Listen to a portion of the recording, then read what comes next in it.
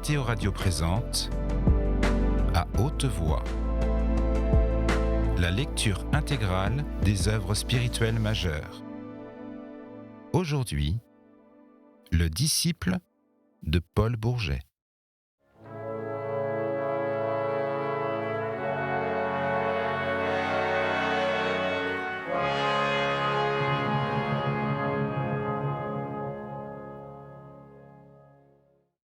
Pourquoi cette hostilité ne serait-elle pas héritée elle aussi comme le reste ?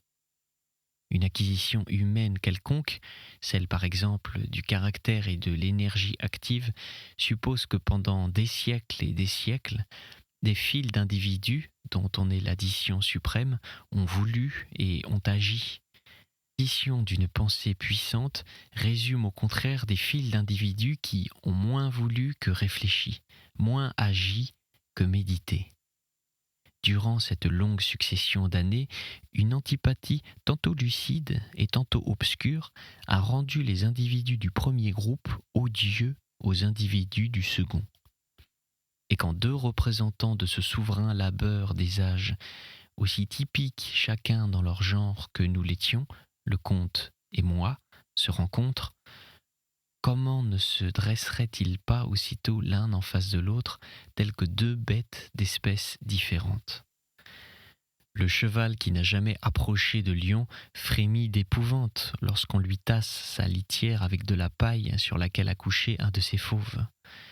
Donc la peur s'hérite, et la peur n'est-elle pas une des formes de la haine ? Pourquoi toute la haine ne s'hériterait-elle point ? Dans des centaines de cas, l'envie ne serait donc que cela. Ce qu'elle fut pour moi à coup sûr, l'écho en nous des haines d'autrefois, ressenties par ceux dont nous sommes les fils, et qui continuent de poursuivre à travers nous des combats de cœur commencés il y a des centaines d'années. C'est un proverbe courant que les antipathies sont réciproques, et si l'on admet mon hypothèse sur l'origine séculaire de ces antipathies, ce phénomène de réciprocité devient très simple. Il arrive pourtant que cette antipathie ne se manifeste pas dans les deux êtres à la fois. C'est le cas lorsqu'un de ces deux êtres ne daigne pas regarder l'autre, et aussi que l'autre se cache. Je ne crois pas que le comte André ait éprouvé, dès cette première rencontre, l'aversion qu'il aurait eue pour moi, s'il l'avait lu jusqu'au fond de mon âme. D'abord, il fit très peu d'attention à ce petit roturier venu de Clermont au château pour y être précepteur. Puis j'étais décidé à une dissimulation constante de mon vrai moi, emprisonné chez des étrangers. Je ne professais pas plus de répugnance pour cette hypocrisie défensive que le jardinier des Jussas n'en avait eu à empailler les groseilliers du jardinier afin de conserver à travers les neiges et la gelée la fraîcheur de leurs fruits. Le mensonge d'attitude, qui m'a toujours attiré par mon goût natif de dédoublement, correspondait trop bien à mon orgueil intellectuel pour que je ne m'y adonnasse pas avec délice. Mais lui, le comte André, n'avait aucun motif pour rien me cacher de son caractère. Et dès ce même soir qui suivit mon entrée dans la maison, à l'heure de nous retirer, il me pria de venir dans son cabinet afin de causer un peu. Il m'avait regardé à peine, et je compris tout de suite que son intention était, non pas de se mettre davantage en familiarité avec moi, mais de me donner ses idées, à lui, sur mon rôle de précepteur.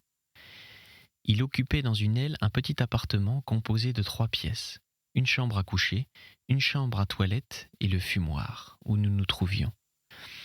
Un grand divan drapé de quelques fauteuils, un large bureau meublait ce fumoir.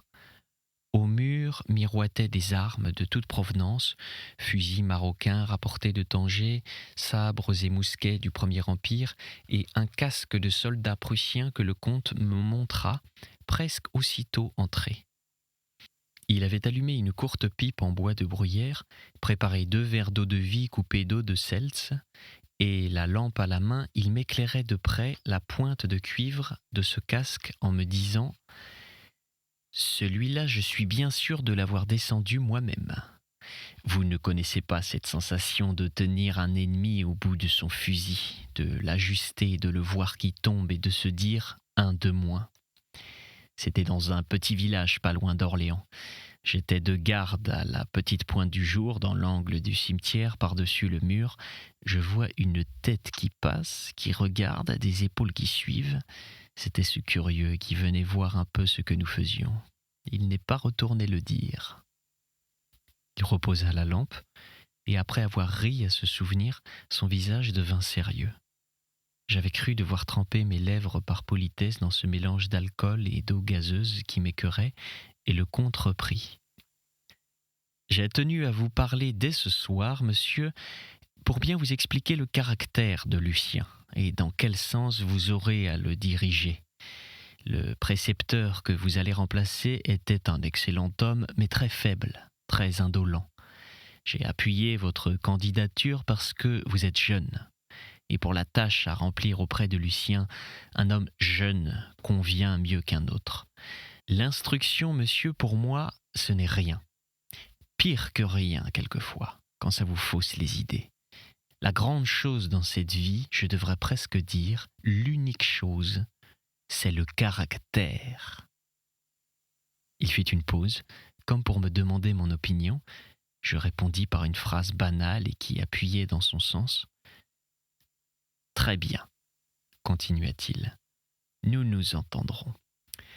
À l'heure présente, voyez-vous, il n'y a en France pour un homme de notre nom qu'un métier, soldat. Tant qu'à l'intérieur, ce pays-ci sera aux mains de la canaille et qu'au dehors nous aurons l'Allemagne à battre, notre place est dans le seul endroit propre qui nous reste, l'armée. Grâce à Dieu, mon père et ma mère partagent ces idées. Lucien sera soldat, et un soldat n'a pas besoin d'en savoir si long, quoi qu'en jabotent les gens d'aujourd'hui. De l'honneur, du sang-froid et des muscles. Quand, avec cela, on aime bien la France, tout va. J'ai eu toutes les peines du monde à être bachelier, moi qui vous parle. C'est vous dire que cette année à la campagne doit être pour Lucien avant tout une année de grand air, de vie un peu rude, et pour les études seulement d'entretien. C'est sur vos causeries avec lui que j'appelle votre attention. Vous devez insister sur le côté pratique, positif des choses, et sur les principes. Il y a quelques défauts qu'il importe de redresser dès maintenant. Vous le trouverez très bon, mais très mou. Il faut qu'il s'apprenne à tout supporter. Exigez, par exemple, qu'il sorte par tout temps, qu'il marche des 2 à 3 heures par jour. Il est très inexact, et je tiens à ce qu'il devienne ponctuel, comme un chronomètre. Il est aussi un peu menteur. C'est pour moi le plus horrible des vices. Je pardonne tout à un homme, oui, bien des folies. Moi, le premier, j'ai fait des miennes. Je ne pardonne jamais, jamais un mensonge. Nous avons eu, monsieur, par le vieux maître de mon père, de si bons renseignements sur vous, sur votre vie auprès de madame votre mère, sur votre dignité, sur votre droiture, que nous comptons beaucoup sur votre influence. Votre âge vous permet d'être justement pour Lucien un camarade autant qu'un précepteur. L'exemple, voyez-vous, c'est le meilleur des enseignements. Dites à un conscrit qu'il est noble et beau de marcher au feu, il vous écoutera sans vous comprendre. Marchez-y devant lui, là, crânement, et il devient plus crâne que vous. Quant à moi, je rejoins mon régiment dans quelques jours, mais absent ou présent, vous pouvez compter sur mon appui. S'il s'agit jamais d'une mesure à prendre pour que cet enfant devienne ce qu'il doit devenir, un homme qui puisse servir bravement son pays et, si Dieu permet, son roi.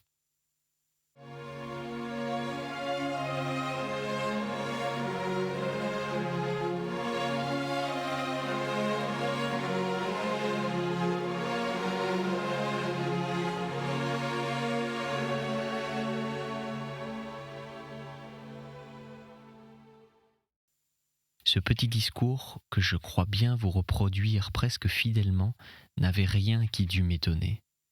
Il était trop naturel que dans une maison où le père était un vieux maniaque, la mère une simple ménagère, la sœur timide et très jeune, le frère aîné tint une place dirigeante, et qu'il prit langue avec un précepteur arrivé du jour. Il était trop naturel aussi qu'un soldat et un gentilhomme élevé dans les idées de sa classe et de son métier me parlât en soldat et en gentilhomme. Vous, mon cher maître, avec votre universelle compréhension des natures, avec votre facilité à dégager le lien nécessaire qui unit le tempérament et le milieu aux idées, vous eussiez vu dans le comte André un cas très défini et très significatif. Et moi-même, pourquoi avais-je préparé mon cahier à fermoir, sinon pour recueillir des documents et de cette espèce sur la nature humaine ? N'en avais-je pas là de tout nouveau dans la personne de cet officier, si et si simple, qui manifestait une manière de penser évidemment identique à sa manière d'être, de respirer, de bouger, de fumer, de manger ? Je me rends trop compte que ma philosophie n'était pas comme du sang dans mes veines, comme de la moelle dans mes os, car ce discours et les convictions qu'il exprimait, au lieu de me plaire par cette rare rencontre de logique, avivèrent encore la plaie d'antipathie subitement ouverte, je ne sais où, dans mon amour-propre, peut-être, car enfin j'étais le chétif et le frêle en face du fort, à coup sûr, dans ma sensibilité la plus intime. Aucune des idées émises par le comte n'avait à mes yeux la moindre valeur. C'était pour moi de pure sottise. Et voici qu'au lieu de simplement mépriser ces sottises, comme j'aurais fait dans n'importe quelle autre occasion, je me mis à les haïr sur sa bouche. Le métier de soldat, je le considérais comme si misérable à cause des fréquentations brutales et aussi du temps perdu, que je m'étais réjoui d'être fils de veuve afin d'échapper à la barbarie de la caserne et aux misères de la discipline. La haine de l'Allemagne, je m'étais appliqué à la détruire en moi comme le pire des préjugés par dégoût des camarades imbéciles que je voyais s'exalter dans un patriotisme ignorant et aussi par admiration, par religion pour le peuple à qui la psychologie doit Kant et Schopenhauer, Lotz et Fechner, Helmholtz et Wundt. La foi politique. Je professais un égal dédain pour les hypothèses grossières qui, sous le nom de légitimisme, de républicanisme, de césarisme, prétendent gouverner un pays a priori. Je rêvais avec l'auteur des dialogues philosophiques une oligarchie de savants, un despotisme de psychologues et d'économistes, de physiologistes et d'historiens. La vie pratique, c'était la vie diminuée pour moi, qui ne voyait dans le monde extérieur qu'un champ d'expérience où une âme affranchie s'aventure avec prudence, juste assez pour y recueillir des émotions. Enfin, ce mépris pour le mensonge que professait mon interlocuteur me frappait comme un affront, en même temps que cette confiance absolue dans ma moralité, fondée sur une fausse image de moi, me gênait, me froissait, me blessait. Certes, la contradiction était piquante. Je me donnais comme pareil au portrait que le vieil ami de mon père avait tracé de ma personne. Il me plaisait par certains côtés que l'on me crût tel, et je me sentais irrité que lui, le comte André, ne se défiât pas de moi. Il y a là un détour du cœur qui déconcerte mon analyse. Qu'est-ce que cela prouve, sinon que nous ne nous connaissons jamais entièrement nous-mêmes ? Vous l'avez dit, mon maître, avec magnificence, nos états de conscience sont comme des îles sur un océan de ténèbres qui en dérobe à jamais les soubassements. C'est l'œuvre du psychologue de deviner par des sondages le terrain qui fait de ces îles les sommets visibles d'une même chaîne de montagnes invisibles et immobiles sous la masse mobile des eaux. Si j'ai insisté sur cette soirée qui suivit mon arrivée au château, ce n'est pas qu'elle eut des conséquences immédiates, puisque je me retirai après avoir assuré au comte André que j'étais absolument de son avis sur la direction à donner à son jeune frère, et que, remonté dans ma chambre, je me bornais à consigner ses paroles sur mon livre de notes avec un commentaire plus ou moins dédaigneux. Mais cette première impression vous fera bien comprendre quelles impressions analogues lui succédèrent, et la crise inattendue, quoique très naturelle, qui en résulta. C'est là une de ces chaînes sous-marines dont vous parlez, et je retrouve aujourd'hui tout le détail en jetant la sonde au fond, bien au fond de mon cœur. Sous l'influence de vos livres, mon cher maître, et sous celle de votre exemple, je m'étais intellectualisé de plus en plus. Je croyais, comme je vous l'ai raconté tout à l'heure, avoir renoncé définitivement à cette morbide curiosité des passions qui m'avait fait trouver autrefois de cuisants plaisirs dans mes lectures coupables et jusque dans les dégoûts de ma liaison sensuelle avec Marianne. Nous gardons ainsi en nous-mêmes des portions d'âme que nous avons connues très vivantes, que nous croyons mortelles et qui ne sont qu'assoupies. Et voilà que peu à peu, à fréquenter pendant seulement 15 jours cet homme, mon aîné de 9 ou 10 ans à peine, et qui était lui tout réalité, tout énergie, cette existence de pur spéculatif, jadis si sincèrement rêvée, commença de me sembler, comment dirais-je, inférieure ? Oh non, puisque je n'aurais pas consenti au prix d'un empire à devenir le comte André, avec son titre, sa fortune, ses supériorités physiques et ses idées. Décoloré ? Non, encore. Je n'avais qu'à me souvenir de cette apparition unique, votre profil détaché sur la fenêtre de votre cabinet de travail avec ce fond de paysage parisien si vaste et si triste pour en goûter à nouveau la méditative poésie. Le mot d'incomplet me paraît seul résumer la singulière défaveur que la soudaine comparaison entre le comte et moi répandit sur mes propres convictions. C'est dans le sentiment de cet incomplet que résida le principe tentateur dont je fus la victime. Il n'y a rien de bien original, je crois, dans cet état d'âme d'un homme qui, ayant cultivé à l'excès en lui-même la faculté de penser, rencontre un autre homme ayant cultivé au même degré la faculté d'agir et qui se sent tourmenté de nostalgie devant cette action pourtant méprisée.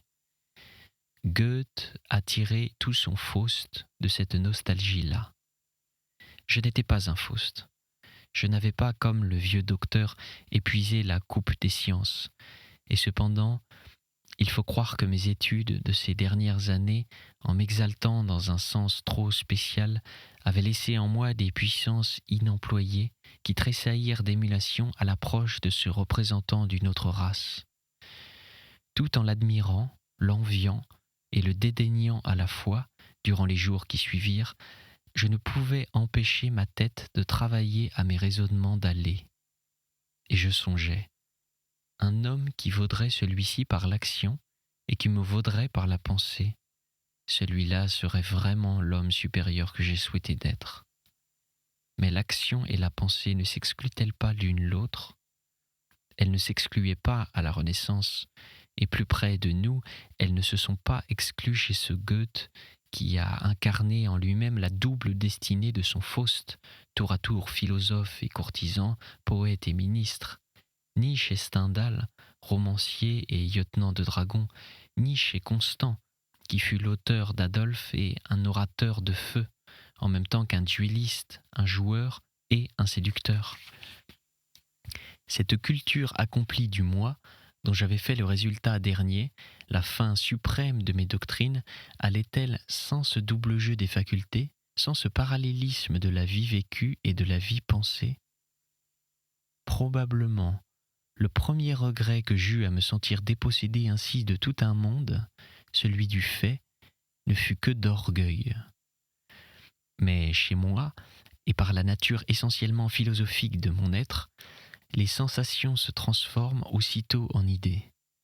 Les moindres accidents me servent à poser des problèmes généraux. Chaque événement de ma destinée me mène à des théories sur toute destinée.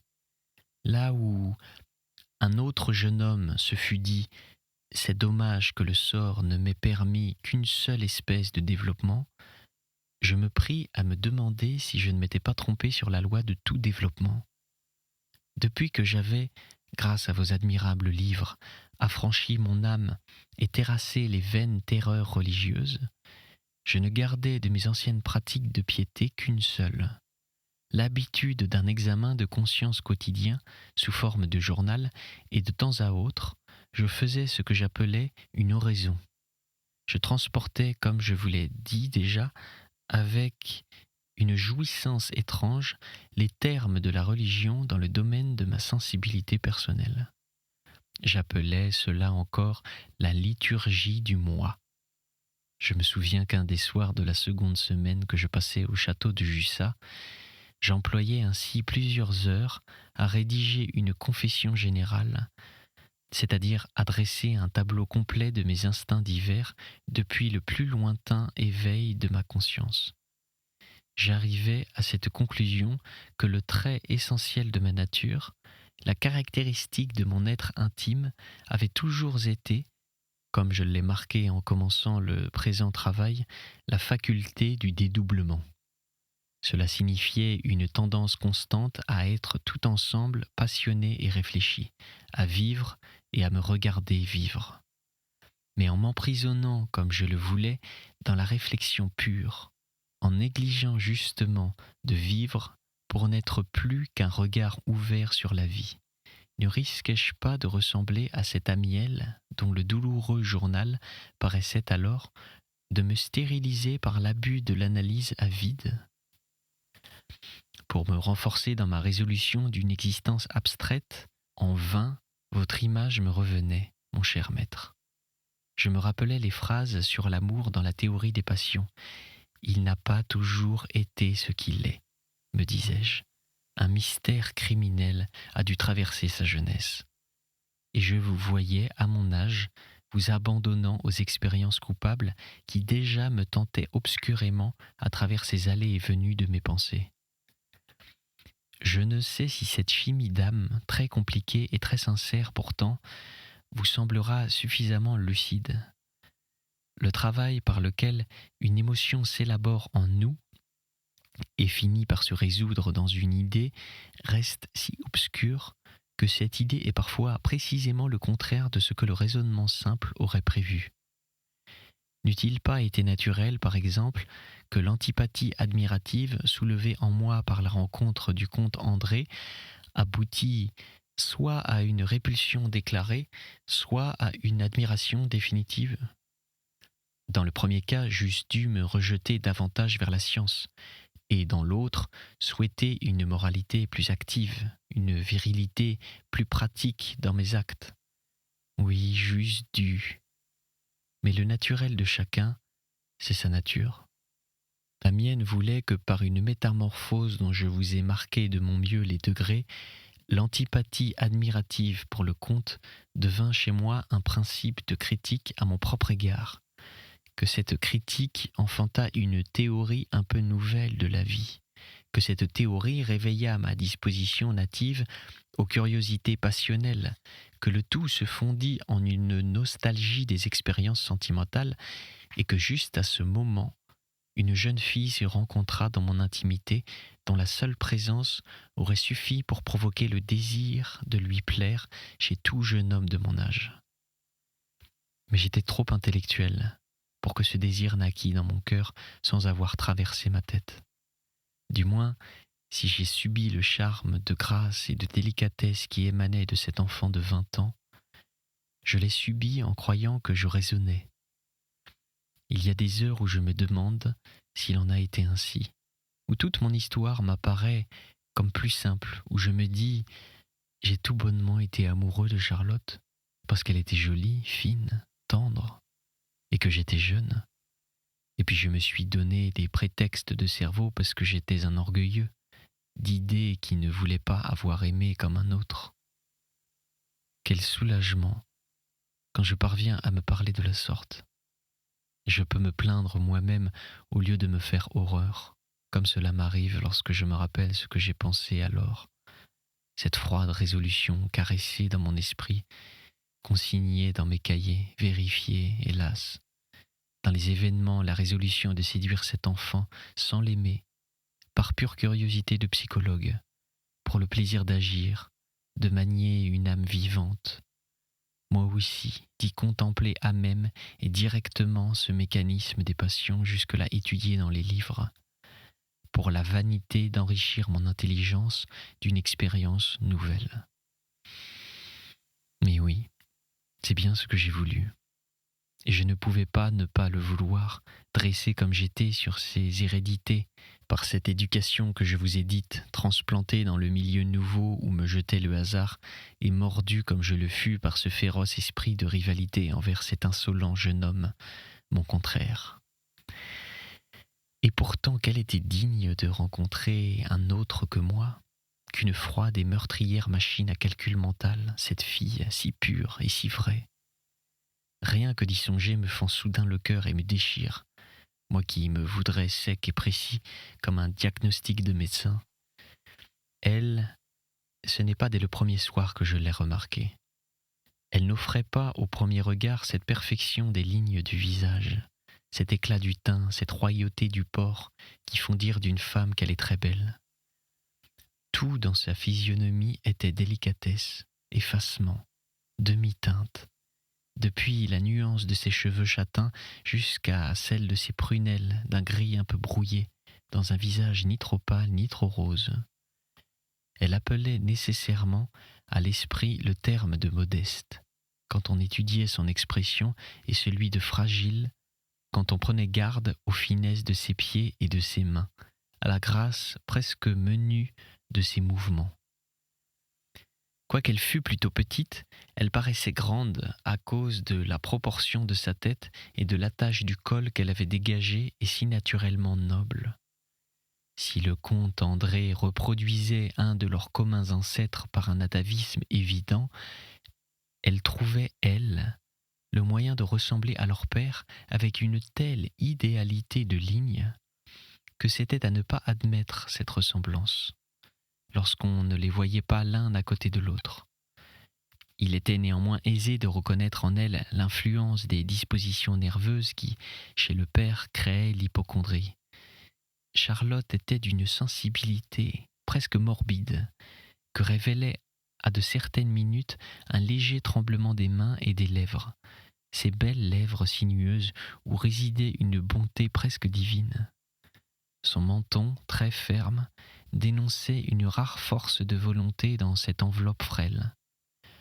Et je comprenais aujourd'hui que la profondeur de ses yeux, parfois immobiles et comme attirés vers un point visible pour eux seuls, trahissait une tendance fatale à l'idée fixe. Comment l'aurais-je remarqué dès lors ?